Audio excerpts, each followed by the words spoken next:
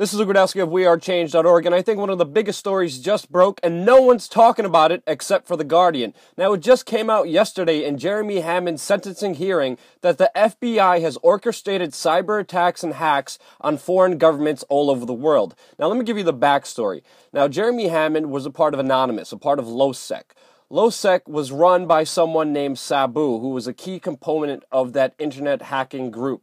Now, Sabu, who was a fellow New Yorker, made a lot of mistakes. And one day, he didn't change his IP address when he logged into a chat room. The FBI found him and then came to him and said, you either spend 35 years to life in prison or you're going to work with us. Sabu then decided to work with the FBI. And then, officially then, the FBI had full control of LoSec. Now, this is the most interesting thing.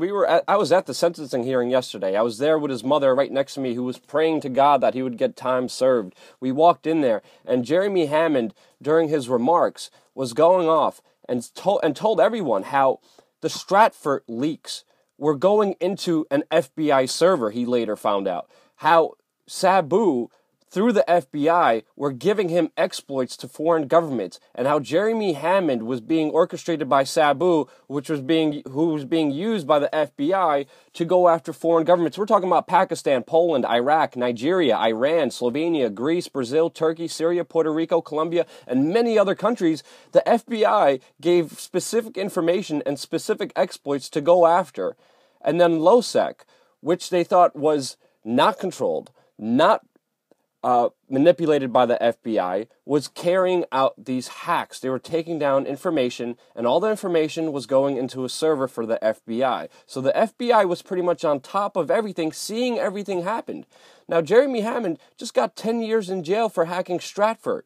What people don't know is that the information Jeremy Hammond got from Stratford after hacking that private intelligence company went directly into an FBI server. The FBI had full control of everything, and for some reason, I can't get my head around this. Why would the FBI see everything that's going on, see the 60,000 credit cards, see all the leaked emails and information, and then through that server, gave it to WikiLeaks? The FBI did that. We have to think, I have no idea, maybe you could explain it to me in the comment section below, but this makes no sense to me. And then after that happened, they said, here's the exploits, here's the countries, go after them. Jeremy Hammond did that. He thought he was doing it for ethical reasons. He didn't know the FBI was on top of everything, seeing everything unfold. But we have to understand, the FBI's involvement is key. I mean, they pretty much used Jeremy Hammond. They pretty much set him up. They orchestrated everything. And now Jeremy Hammond, a man who was offered a job by the government, a man who had 60,000 credit cards, could have been a millionaire, could have ran away, decided to give it out to the people so they could donate it to other organizations.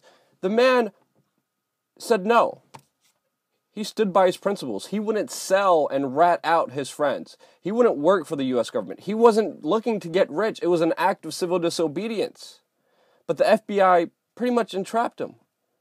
And now Judge Preska, who was proceeding yesterday, whose husband is actually working with Stratford, gave him the harshest sentence she could. 10 years in jail for Jeremy Hammond. A man of principle, a man of pure will and determination. He stood up, walked away. He said, hooray for anarchy, free Anons. I mean, it's just insane. And if we talk about the Stratford leak, we have to understand what Jeremy Hammond got out to the public. The very fact that corporations and government are working together to spy on activists. The Stratford leak showed how the U.S. government was planning on setting up Alexa O'Brien of U.S. Day of Rage to link her falsely with terrorists so they could use terrorist legislation to put her in jail. This is happening right in front of us, and it's insane to see it unfold right in front of us, and no one is talking about it. They're all talking about Justin Bieber and his failed singles, which no one gives a fuck about. It makes no sense to me at all how this could even happen and ponder, but it did. But even though we face these problems, even though this crazy, insane situation occurred, there's two solutions to this problem. Not only just getting the information out there. Number one, learn cryptology. Number two, jury nullification. We have important announcements coming to wearechange.org next week about our project, so everyone in the United States knows about jury nullification. I hope this video was helpful for you. I'm still perplexed. I still don't understand what to make of everything. It's a very insane, confusing situation, but I hope I shed some light on it. If I did, click the like button. Don't forget to subscribe. We have a lot of important announcements coming up, and thank you so much for watching.